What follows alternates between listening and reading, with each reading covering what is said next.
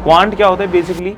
Basic mathematics. बच्चा बहुत डर जाता है, बच्चा इतना डर जाता है कि सर क्वांट तो मुझसे क्या होगी, मैंने तो क्वांट पहली बार ही सुना। भैया कुछ भी नहीं है। नॉन वर्बल सीरीज तो बिल्कुल आसान, मतलब मैं बोलूंगा कि फ्री के मार्क्स है ना। एक बार पढ़ लोगे ना डेफिनेटली आप देखना कितनी खट खट खट खट सवाल लगने लग जाते हैं। सबसे कॉमन डाउट एक ही यही आ रहा है बच्चों के दिमाग में, सर जीएटी कैसे करें। कोई 2026 वाला स्टूडेंट भी इस वीडियो को देख रहा है तो बोलेगा सर मेरे पे तो 1 साल है तो मैं तसल्ली से पढ़ता हूं। तो पढ़ना उतना ही है जितना एग्जामिनेशन के अंदर आएगा। हेलो बच्चों, क्या हाल चाल। आई होप आप सभी के सभी बहुत ज़्यादा बढ़िया होंगे, बहुत ज़्यादा अमेजिंग होंगे। और मैं वरुण गोयल आप सभी का जीएटी मेंटर आ गया हूँ आप सभी के सामने एक बहुत ही इंपॉर्टेंट टॉपिक के लिए। बहुत सारे बच्चे ना बहुत ज़्यादा स्ट्रेस्ड हैं कि सर हमारे को ना जीएटी किस तरीके से करना है। मैं अभी लाइव सेशन भी ले रहा था, बहुत सारी चीज़ें मैंने ली हैं अभी। सबसे कॉमन डाउट एक ही यही आ रहा है बच्चों के दिमाग में, सर जीएटी कैसे करें। देखो यहाँ पे मैं हर एक चीज़ पूरी खोल के बताऊंगा आप सभी को, कैसे करना है, कहां से करना है, हर एक चीज बताऊंगा मैं, ठीक है।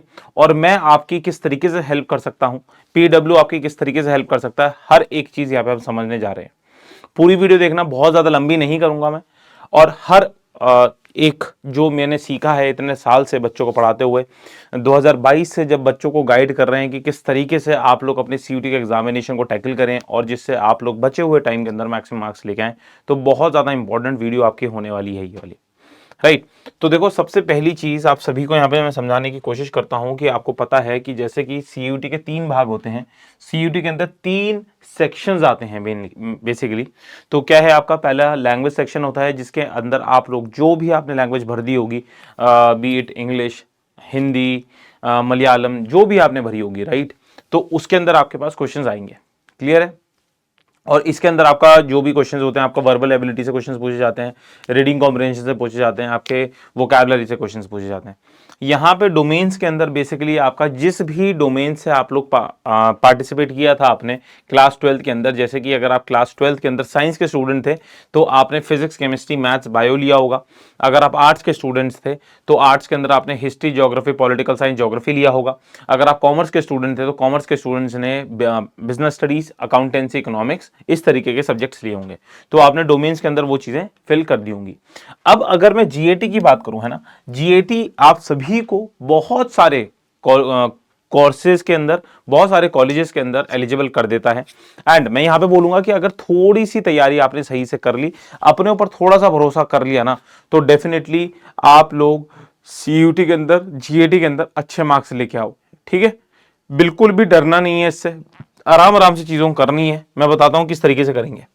तो अगर आप जीएटी भी देखो तो जीएटी भी आपकी फर्दर 3 पार्ट्स में डिवाइडेड है। आपका क्वांट आता है, आपका रीजनिंग आता है और जनरल अवेयरनेस आता है। अभी समझाता हूं पूरी चीजें। क्वांट क्या होता है बेसिकली? Basic mathematics. बच्चा बहुत डर जाता है, बच्चा इतना डर जाता है कि सर क्वांट तो मुझसे क्या होगी, मैंने तो क्वांट पहली बार ही सुना। भैया कुछ भी नहीं है। अगर तुम सब्जेक्ट के नाम को छोड़ दो, चैप्टर के नाम को छोड़ दो, और जो मैंने लेक्चर्स आपको यहाँ पे सीयूटी वाले यूट्यूब चैनल पे दे रखे हैं, सिर्फ और सिर्फ चैप्टर्स पढ़ो, आप सभी को चीजें बहुत अच्छी तरीके से समझ में आएंगी। क्लियर है? बहुत ज्यादा डरना नहीं है। अब इंपॉर्टेंट टॉपिक्स मैं बताऊंगा आप सभी को। रीजनिंग इतनी बेसिक है, बहुत ही ज्यादा अच्छी मैं बोलूंगा पार्ट होता है आपका किसी भी कॉम्पिटिटिव एग्जामिनेशन के अंदर, क्योंकि रीजनिंग एक ऐसी चीज होती है कि किसी भी बच्चे ने कभी भी नहीं पढ़ रखी होती, किसी भी करिकुलम का पार्ट नहीं होती। चाहे आप लोग साइंस के बच्चे हो, कॉमर्स के हो, आर्ट्स के हो, चाहे आप सीबीएसई के, स्टेट बोर्ड के, आईसीएसई के, किसी भी बोर्ड के आप स्टूडेंट होंगे, तो आपके करिकुलम का ये पार्ट ही नहीं होती है। यहाँ पे जो चैप्टर्स होते हैं उनको एक बार पढ़ लो, थरो कर लो उनको, उनके लॉजिक समझ लो कि क्वेश्चन एग्जामिनर पूछना क्या चाहता है, ये चैप्टर के अंदर रिक्वायरमेंट क्या है। अगर वो चीजें अगर आपने अच्छे से पढ़ ली तो डेफिनेटली आप लोग क्वेश्चंस देखना खुद ब खुद बनाने लग जाओगे, और बहुत कम समय पे बच्चे क्वेश्चंस बनाने लग जाते हैं। सर कैसे पढ़ना है? अगेन यूट्यूब पे बतेरे लेक्चर्स मेरे पड़े हैं, आप लोग जाके चेक कर सकते हैं। सफल सीरीज आप लोग चेकआउट कर सकते हैं, बहुत अच्छी तरीके से पढ़ा रखी है। लास्ट ईयर के प्रीवियस ईयर क्वेश्चंस पेपर आप लगा सकते हो। इस साल भी लेके आऊंगा मैं, और इस साल भी एक बहुत प्यारी सीरीज मैंने लॉन्च कर दी है, तो वहां पे भी हम लोग बहुत अच्छी तरीके से पढ़ेंगे। जो अब ये देखो, ये है मेन ट्रिकी गेम, क्योंकि देखो इसके अंदर आपके पास जीए के भी अंदर बहुत सारी चीजें आती हैं, ठीक है। इट कंसिस्ट ऑफ योर आपका करंट अफेयर्स, ठीक है, आपका स्टैटिक जीके और आपकी जनरल नॉलेज, ठीक है।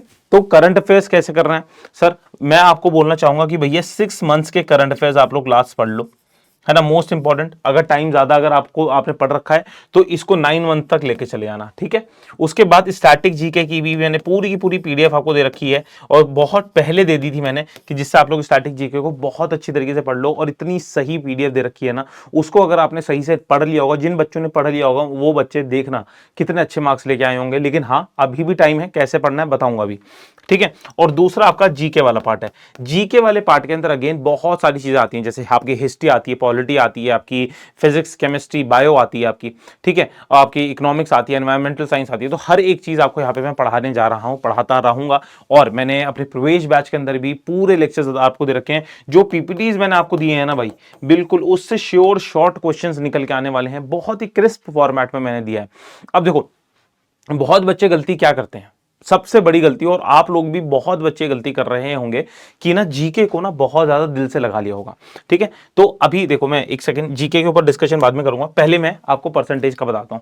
क्योंकि देखो, आपका जो पूरा का पूरा जीए वाला पार्ट है, क्वांट, रीजनिंग और जी आपका जनरल अवेयरनेस वाला पार्ट है ना, अगर तुम इसमें भी बिल्कुल बहुत अच्छी तरीके से स्कोर कर लेते हो, क्योंकि मतलब कि हाँ, कि इससे मेरा जो भी क्वेश्चन आएगा मैं सारे बना के आऊंगा, तो मोर और लेस आपके मान के चलो कि अगर बहुत भी बुरे से बुरा भी हो गया तो आउट ऑफ 50 क्वेश्चंस आपके 30 क्वेश्चंस तो यहां से बन के आने वाले हैं, 30 से 35 क्वेश्चंस, ठीक है। सो तो 30 से 35 क्वेश्चंस अगर आप यहां से बना के आ रहे हो, और इससे ज्यादा ही आएंगे डेफिनेटली, आप लोग चेकआउट कीजिएगा जब आपका पेपर हो जाएगा। नहीं तो 30 से 35 क्वेश्चंस की आपकी पूरा का पूरा गेम यहाँ पे क्वांट और रीजनिंग पे आने वाला है। जीके छोड़ के जानी है, नहीं छोड़ के जानी, कैसे पढ़ना है बताऊंगा, क्वांट कैसे करनी है वो बता रहा हूं, इसके बाद रीजनिंग में बताऊंगा, ठीक है। तो बेसिकली आपके क्वांट के चैप्टर्स कौन से हैं जो मोस्ट इंपॉर्टेंट है, जहां से क्वेश्चंस डेफिनेटली बन के आने वाले हैं और 100% आएंगे ही आएंगे।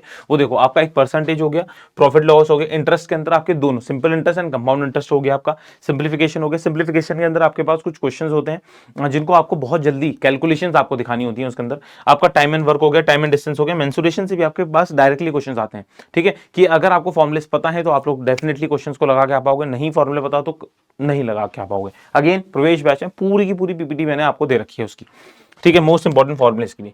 अब आपके पास रीजनिंग की बात करूं तो कैलेंडर्स के आगे, क्लॉक्स के आगे, डिस्टेंस डायरेक्शन के आगे, ब्लड रिलेशन के आगे, नंबर सीरीज के डेफिनेटली क्वेश्चंस आएंगे, alphabetical series, non verbal series तो बिल्कुल आसान, मतलब मैं बोलूंगा कि फ्री के मार्क्स, है ना।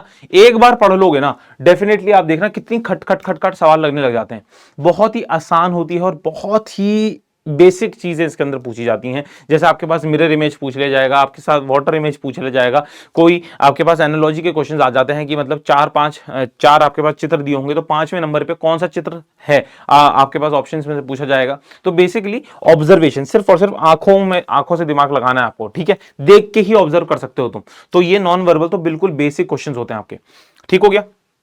अब मैं बात कर लेता हूं यहाँ पे जीके की, है ना, जनरल अवेयरनेस की। तो देखो, मैंने आपको करंट अफेयर्स का मैंने बता दिया। करंट अफेयर्स आपको क्या करना है भाई, 6 महीने का पढ़ लो, कम टाइम है, 6 महीने का पढ़ लो, नहीं तो 9 मंथ्स का तो पढ़ ही लेना। अगर नहीं टाइम है तो कोई नहीं, 6 महीने का भी चल जाएगा। और उसके बाद अगर मैं बात करूं आपकी आपकी जो आपकी आती है स्टैटिक जीके की पूरी पीपीटी दे दी है मैंने, और यहाँ पे भी मैं क्वेश्चन आंसर्स वाली एक सीरीज लेके आ रहा हूँ स्टैटिक जीके के लिए।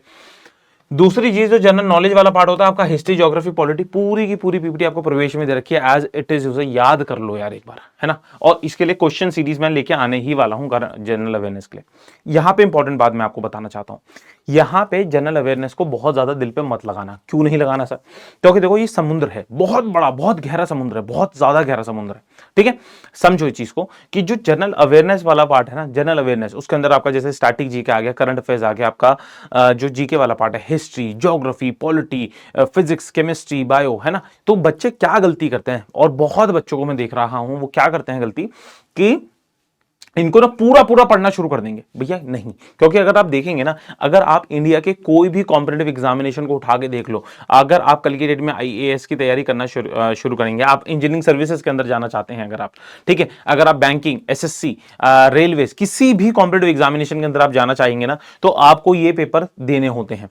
लिटरली मैं बता रहा हूं, हर एक पेपर की रिक्वायरमेंट अलग है, सिलेबस सेम है, सिलेबस सच में बिल्कुल as it is ditto same होता है, रिक्वायरमेंट लेकिन अलग होती है। जैसे अगर आप यूपीएससी की तैयारी कर रहे हैं, अगर आप इंजीनियरिंग सर्विसेज की तैयारी कर रहे हैं, तो ये बहुत इन डेप्थ पूछी जाती हैं चीजें, है ना।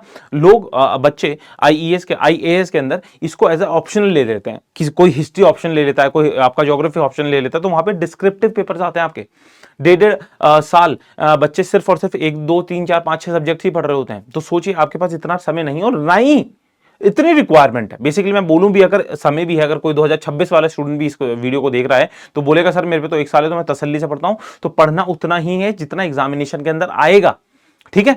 और देखो सबसे इंपॉर्टेंट चीज और सबसे ज्यादा विचित्र चीज जो मैं इसको बोलना चाहूंगा कि जीए एक ना बहुत डायनेमिक है। जैसे क्वांट का है, रीजनिंग का है, तो एक लेवल तक डिफिकल्ट कर सकता है ना क्वेश्चन को, है ना। अगर आपके पास कॉन्सेप्ट बने हुए हैं, आपको लॉजिक बना हुआ है, अगर हाँ कि आपको सॉल्व करना आता है, कैलकुलेशंस अगर आपकी सही है, तो वो कितना भी डिफिकल्ट कर दे आप लोग क्वेश्चन बना के आ जाओगे वहां, राइट। यहां पे तुम पढ़ के गए 6 महीने की और तुमसे पूछ लिया गया भैया आपका 1 साल का करंट अफेयर पूछ लिया, तब क्या होगा बताइए, है ना। स्टैटिक जीके आप कितना भी पढ़ लो, कुछ ना कुछ क्वेश्चंस ऐसे हो ही जाएंगे जो आपसे मिस हो जाएंगे, ठीक है।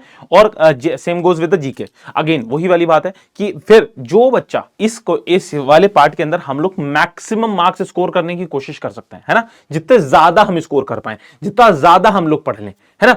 लेकिन इसके अंदर एब्सोल्यूट मार्क्स स्कोर करना मतलब कि पूरे के पूरे जितने क्वेश्चंस आए पूरे के पूरे जीके के लगा के आ जाएं, तो वो देखो डिपेंड करता है हमारी किस्मत उस दिन क्या है, उस दिन पेपर ने एग्जामिनर ने क्या पूछ लिया उसके ऊपर, और वो हमारा पढ़ा हुआ आ गया। लेकिन हाँ, इसके अंदर हम अपना स्कोर मैक्सिमम करने की कोशिश कर सकते हैं। और वहीं पे उसके ही साथ साथ अगर हम क्वांट और रीजनिंग को तरीके से पढ़े ना, बहुत अच्छे से पढ़े, मेरा दिल जानता है और आपका भी दिल जानता है कि अगर उसको तरीके से पढ़ लिया, उसके क्वेश्चन उसके कॉन्सेप्ट आपने दिमाग में उतार लिए, तो आप लोग उसके अंदर एब्सोल्यूट मार्क्स लेके आ सकते हो काउंटर रीजनिंग के अंदर। बी इट 35 क्वेश्चन ही लेट से अगर आए उसमें से 50 में से, तो आप लगाएंगे तो आपके पास 175 है ना, कितने, राइट 175 आपके पास क्वेश्चंस, 175 मार्क्स आपके बन जाएंगे out of 250, right. Out of 250 आपके पास 175 मार्क्स बन रहे हैं। अगर मैं सबसे बुरी किस्मत बोल रहा हूं, अगर 40 क्वेश्चंस का पेपर आ गया तो 200 मार्क्स आपके बन जाएंगे आउट ऑफ 250।